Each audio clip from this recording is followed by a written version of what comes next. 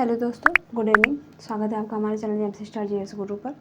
और आज का जो हमारा टॉपिक रहेगा, आज हम स्टार्ट करने वाले स्पोर्ट टॉपिक। उसमें हम पढ़ेंगे उनके कुछ खिलाड़ी और उनके खेल वगैरह। और इसी के साथ हम लोग पढ़ेंगे जैसे कि अगले जो नेक्स्ट जो हमारा वीडियो रहेगा उसमें हम लोग जैसे पढ़ेंगे उनकी आत्मकथाओं के बारे में कि उन्होंने कौन सी बुक्स लिखी थी, उनकी आत्मकथा कौन सी है, प्लस वो किसके बेस पर है, और जितने भी नेशनल लेवल के खिलाड़ी हैं या फिर इंटरनेशनल लेवल के खिलाड़ी हैं वो किस खेल के खिलाड़ी हैं, किस गेम के खिलाड़ी हैं, किसका प्लेयर हैं, और कब ओलंपिक हुआ था, कब ओलंपिक के कौन से विजेता रहे हैं। तो ये जो सारी जो चीज़ें रहेंगी, ये सारी जो चीज़ें रहेंगी हम अपने अब इन सारे टॉपिक्स में देखेंगे। तो चलिए देखते हैं क्या पढ़ना है हमको। तो देखिए, जो आज का जो अभी फर्स्ट वाला जो टॉपिक रहेगा उसमें तो हमारा रहेगा प्रमुख खिलाड़ी और उनके खेल। इसमें अब हमको क्या पढ़ना है, तो जैसे कि हम देखेंगे इसमें कुछ खिलाड़ी हैं, जैसे कि आप यहाँ पे अचंत शरत कमल को देख लेते हैं। तो वो किसके हैं? टेबल टेनिस के खिलाड़ी हो जाते हैं। जैसे कि अगर हम शरत कमल को देखते हैं तो ये टेबल टेनिस के खिलाड़ी हो जाते हैं। और वहीं पर अगर हम रानी रामपाल को देखते हैं तो ये किसके हो जाते हैं? ये हॉकी के खिलाड़ी हो जाते हैं। मनु भाकर को अगर देखते हैं, जो कि अभी फेमस है काफ़ी ज़्यादा, अभी इनको तो मतलब हाल ही में करंट टाइम में ही दिया गया अवार्ड। तो ये सारे जो प्लेयर्स हैं ये तो फेमस प्लेयर हैं। तो सब इन लोगों नाम हमेशा सुनने में ही आता रहता है। तो जैसे मनु भाकर हो गया, अब ये किस चीज़ की खिलाड़ी हैं? तो ये हो गई निशानेबाजी की खिलाड़ी। तो फिर से एक बार इसको देखते हैं। जैसे अचंत शरत कमल हैं, ये किसके हैं? टेबल टेनिस के हो गए। मनु भाकर है, ये निशानेबाजी की हैं। और रानी रामपाल जो हैं ये हॉकी की हो गई। उसी तरीके से कुछ और हैं, जैसे कि उसैन बोल्ट को देखते हैं। तो उसैन बोल्ट भी देखिए, ये भी क्या है? एक एथलेटिक्स है। अंजू बॉबी जॉर्ज को देखते हैं तो ये लंबी कूद के लिए एक खिलाड़ी हैं। और हिमा दास को अगर देखते हैं तो ये भी किस चीज़ की हैं? ये भी एक एथलेटिक्स है।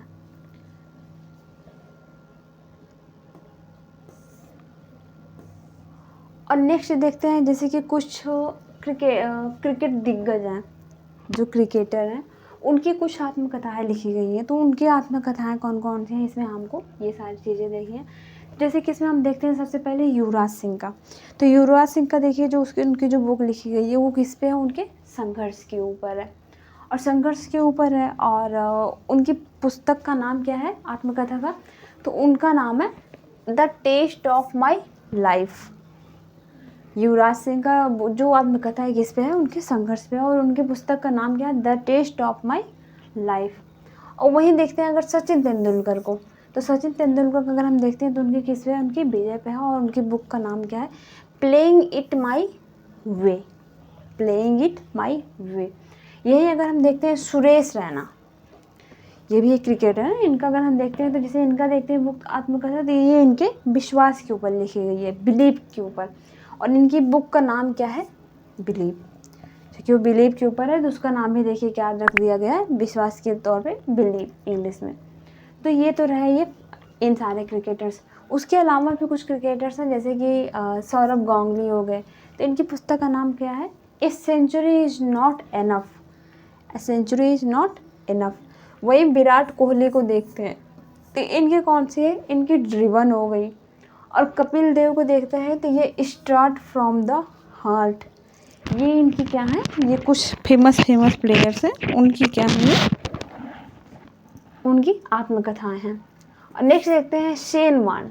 तो इनकी कौन सी है? तो इनकी देखिए लिखा है द नो स्पिन हो गई। अब मुथैया मुरलीधरन की देखते हैं तो इनकी कौन सी हो जाती? 800। तो ये रहे कुछ क्रिकेट दिग्गज और ये रही उनकी आत्मकथाएं।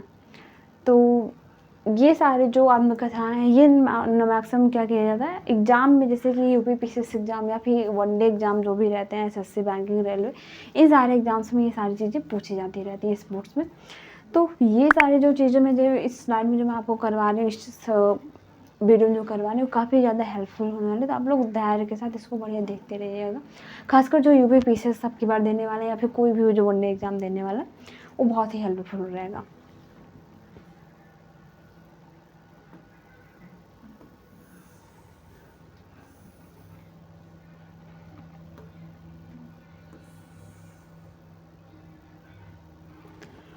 तो तो ये तो रहे हमारे कुछ फेमस क्रिकेटर्स और उनकी आत्मकथाएं।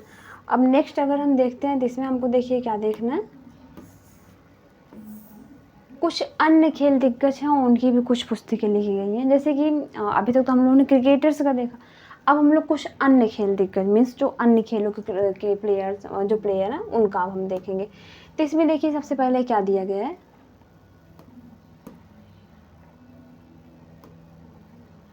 तो सबसे पहले देखिए यहाँ पे मैरी कॉम का दिया गया है। तो मैरी कॉम की कौन सी पुस्तक है, तो इनकी देखिए बुक सबसे पहले दी है अनब्रेकेबल। कौन सी पुस्तक है, अनब्रेकेबल। वहीं विश्वनाथन आनंद की अगर हम देखते हैं, जैसे कि इनका शतरंज हो जाता है, तो इनका कौन सा है, माइंड मास्टर। मिल्खा सिंह की अगर देखते हैं तो the race of my life. तो ये जो पुस्तकें हैं ये किसकी हैं, ये इन लोगों की फेमस बुक्स हो गई, फेमस लोगों की फेमस बुक्स कह सकते हैं। वहीं पर अगर हम देखते हैं जैसे सानिया मिर्ज़ा, तो इनकी हो जाती है एश अगेंस्ट ओट्स। सानिया मिर्ज़ा की कौन सी है, एश अगेंस्ट ओट्स। वही अगर हम पीटी उषा की देखते हैं तो उनकी होती है कौन सी, गोल्डन गर्ल। मेजर ध्यानचंद्र की अगर हम देखते हैं तो उनकी कौन सी हो जाती है,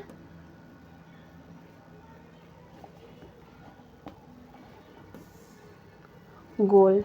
मेजर ध्यानचंद्र की कौन सी होती है, गोल हो जाती है।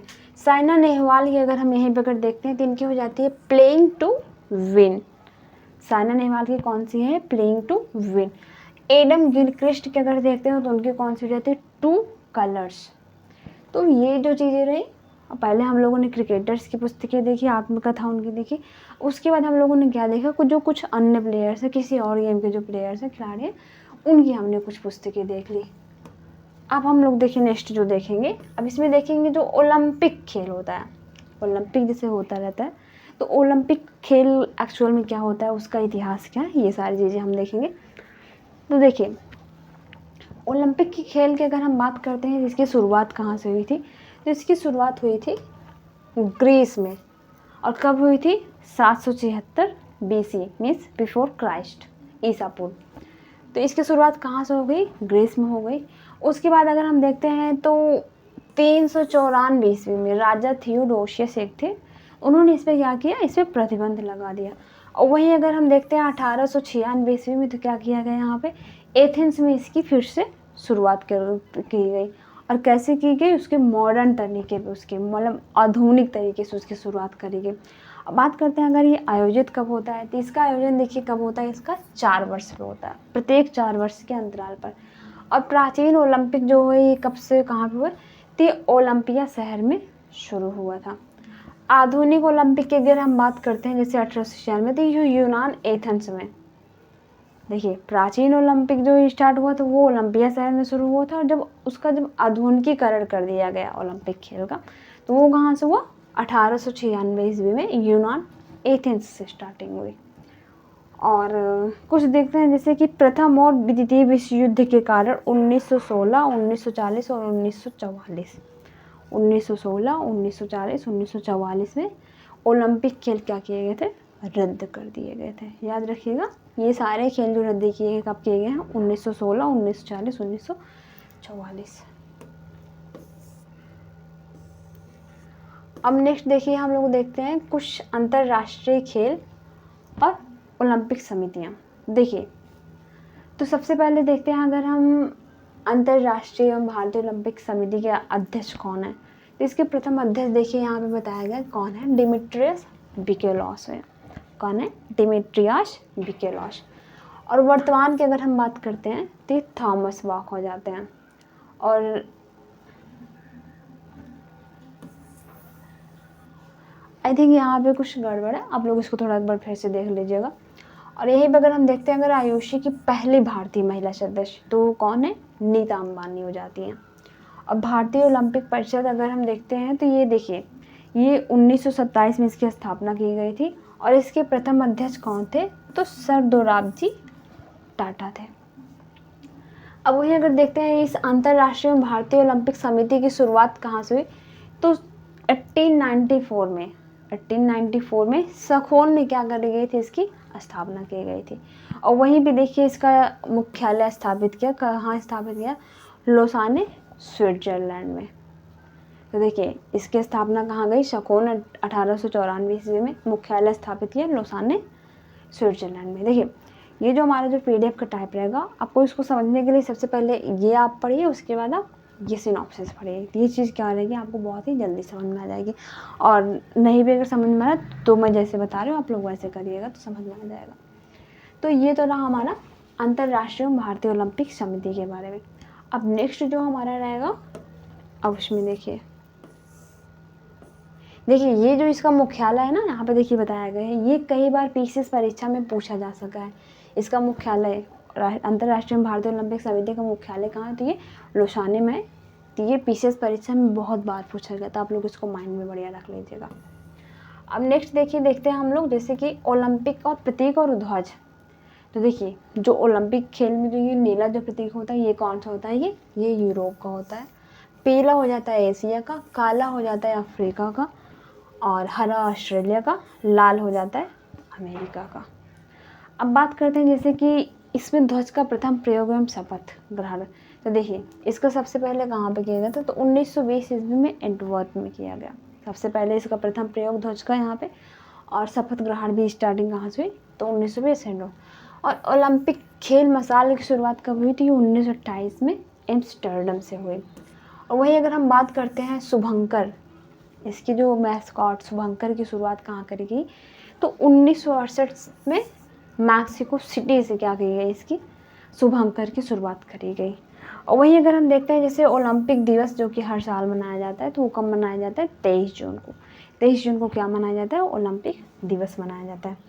अब यही भी देखिए अगर हम एक निमोनिक याद करते हैं इस कलर का, तो देखिए इसका निमोनिक जो है NUPA का हाँ मीन्स नीला यूरोप, पीला एशिया, और काला अफ्रीका, हरा ऑस्ट्रेलिया, लाल अमेरिका। मीन्स इसका फर्स्ट अक्षर अगर हम मिला लेंगे जैसे NUPA का ला आ, तो ये क्या हो जाता है, इसका निमोनिक बन जाता है, मतलब एक याद करने के लिए थोड़ा सा इजी हो जाता है।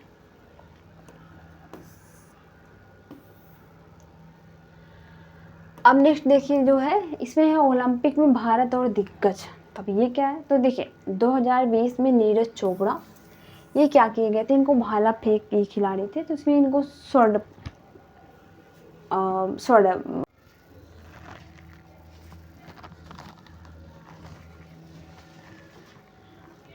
तो इसमें हम लोग पढ़ रहे थे जैसे कि नीरज चोपड़ा हो गए, इनको क्या किया गया था 2020 में भाला फेंक में स्वर्ण पदक दिया गया था। वहीं देखिए 1928 1920 का जो ये टाइम है, इसको भारतीय हॉकी का क्या माना जाता है, इसको भारतीय हॉकी वर्चस्व टाइम माना जाता है।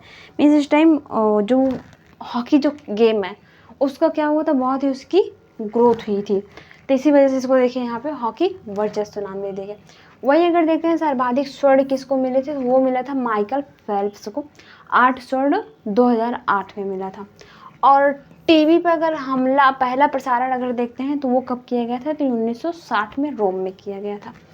प्रथम भारतीय प्रतिभागी अगर देखते हैं इसमें ओलंपिक में प्रथम भारतीय प्रतिभागी कौन थे, तो वो थे नॉर्मन प्रिचार्ड।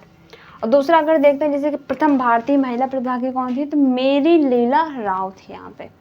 तो ये तो रहे ओलंपिक में भारत और उसके दिक्कत, उन्होंने कब उसमें एंट्री करी और कब उसका वर्चस्व काल रहा, तो ये जो सारी चीज़ें हमने देख ली।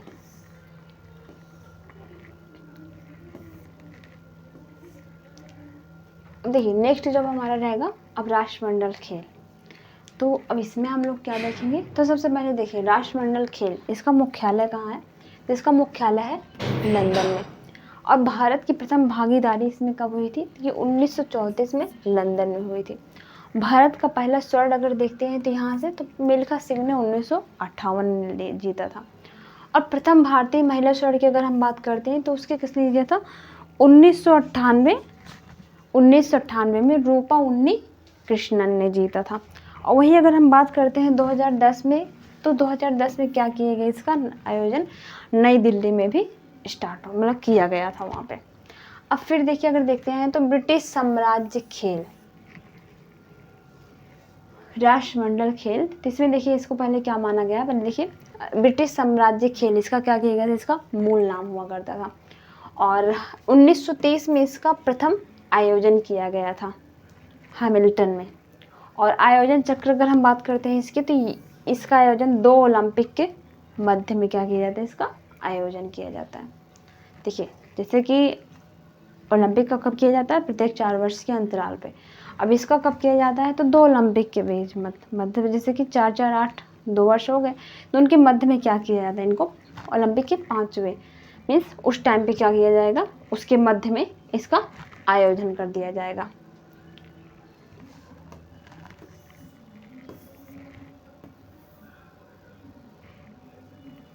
अब नेक्स्ट देखिए हम लोग देखेंगे कुछ एशियाई खेल। तो एशियाई खेल, तो देखिए ये प्रतीक कैसे होता है। तो सबसे पहले देखिए हम अपने कंटेंट को पढ़ेंगे। तो देखिए इसका प्रतीक चिन्ह कौन सा होता है, चमकता हुआ सूरज। अब पहली बार इसका आयोजन कब किया गया, तो इसका आयोजन 1951 में नई दिल्ली में किया गया। और 2018 का आयोजन कहाँ किया गया था, ये जकार्ता में किया गया। और 2022 का आयोजन हांगजू चीन में कर दिया गया।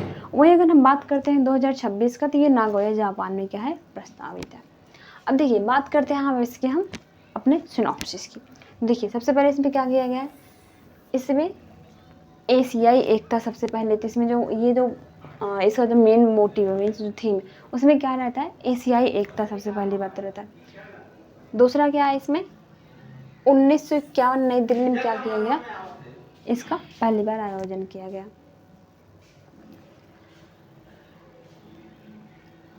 और 1982 में ही देखिए इसमें द्वितीय आयोजन भी कब किया, नई दिल्ली में ही किया गया।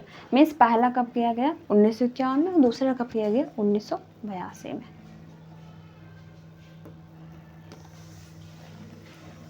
और इसके अगर हम प्रतीक चिन्ह की बात करते हैं, तो इसका प्रतीक चिन्ह कौन सा होता है, चमकता हुआ सूरज। और इसकी शुरुआत कब से हुई, इसकी शुरुआत भारत से ही हुई थी। जो चमकता सूरज की जो इसका जो प्रतीक चिन्ह लिया गया है, वो शुरुआत भारत से ही ली गई थी।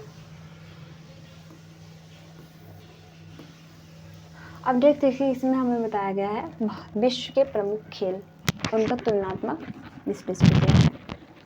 तो देखिए ये जो सारी चीज़ें हैं, ये तो हमने पहले ही देख लिया। जैसे कि हम लोगों ने सुन किया था कि ओलंपिक की प्रारंभ और स्थान कहाँ से हुआ, भारत उसमें कब प्रवेश किया। जैसे ओलंपिक में अगर हम देखते हैं, तो देखिए भारत का प्रवेश उसमें कब हुआ था, 1900 में। एशियाई खेल में अगर हम देखते हैं, तो उसमें देखिए 1951 में।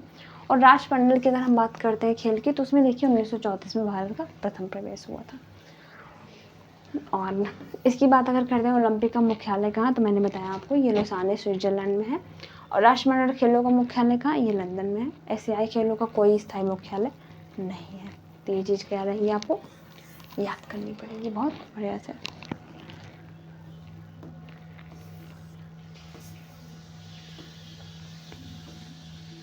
अब देखिए अब हम देखेंगे भारत के कुछ क्रिकेट स्टेडियम कहाँ कहाँ पे हैं। तो सबसे पहले अगर हम देखते हैं उत्तर में, तो उत्तर में कौन कौन से, जैसे अरुण जेटली हो गए, ये नई दिल्ली में है। सवाई मानसिंह है, ये जयपुर में है। और वहीं अगर हम पश्चिम में देखते हैं, तो नरेंद्र मोदी स्टेडियम है, तो ये कहाँ पे है, ये अहमदाबाद में है। वानखेड़े अगर देखते हैं, तो ये मुंबई में है। और दक्षिण में अगर देखते हैं, तो एम चिदम्बरम चेन्नई एवं चिन्ना स्वामी बेंगलुरु, ये दो जो दक्षिण के हो गए। और वहीं अगर हम पूर्व में देखते हैं, तो ईडन गार्डन्स ये कोलकाता में है। और भूपेन हजारिका ये गुवाहाटी में है। वहीं नेक्स्ट अगर हम देखते हैं नरेंद्र मोदी स्टेडियम, तो जैसे कि ये देखते हैं, ये अहमदाबाद में है। और ग्रीन पार्क स्टेडियम अगर देखते हैं, तो ये कानपुर में हो जाता है। और राजीव गांधी अंतर्राष्ट्रीय स्टेडियम देखते हैं, तो ये हैदराबाद में है। और बरकतुल्लाह खान का अगर देखते हैं, तो ये जोधपुर में है। तो ये जो सारी चीज़ें हैं, ये हमारे भारत के प्रमुख क्रिकेट स्टेडियम हो गए। तो इसमें मैंने आपको एकदम क्लियरली बताया कि उत्तर में कौन सा है, पश्चिम में कौन सा है, पूर्व में कौन सा है, दक्षिण में। अब देखिए ये पूरा पश्चिम उत्तर दक्षिण करने से क्या हो गया ना, कि इसलिए हमको बहुत बढ़िया से समझ में आ जाएगा और बहुत लंबे टाइम तक याद रहेंगे। अच्छा ये चीज़ पूर्व में, ये पश्चिम में, ये उत्तर दक्षिण। तो ये रही हमारा ये चीज़।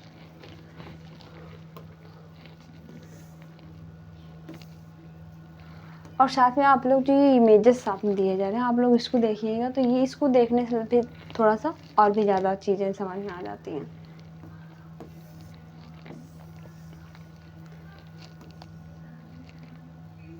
अब देखिए अब इसमें हम कौन सा देखेंगे, भारत के अन्य प्रमुख खेल स्टेडियम कहाँ पे हैं। तो देखिए जैसे हॉकी का देखते हैं, तो हॉकी के लिए देखिए सबसे पहले देखिए दिया गया है बिरसा मुंडा स्टेडियम। अब ये कहाँ है, तो ये राउरकेला उड़ीसा में है। एथलेटिक्स की अगर हम बात करते हैं तो इसका भी देखिए बिरसा मुंडा स्टेडियम है, ये कहाँ पे है, तो ये रांची झारखंड में है। और फुटबॉल के लिए अगर हम देखते हैं तो जवाहरलाल नेहरू स्टेडियम, ये कहाँ पे है, तो ये कोच्चि केरल में पड़ जाता है। ध्यानचंद नेशनल स्टेडियम अगर हॉकी की बात करते हैं तो ये नई दिल्ली में है। और इंदिरा गांधी एथलेटिक्स स्टेडियम की बात करते हैं तो ये गुवाहाटी में है।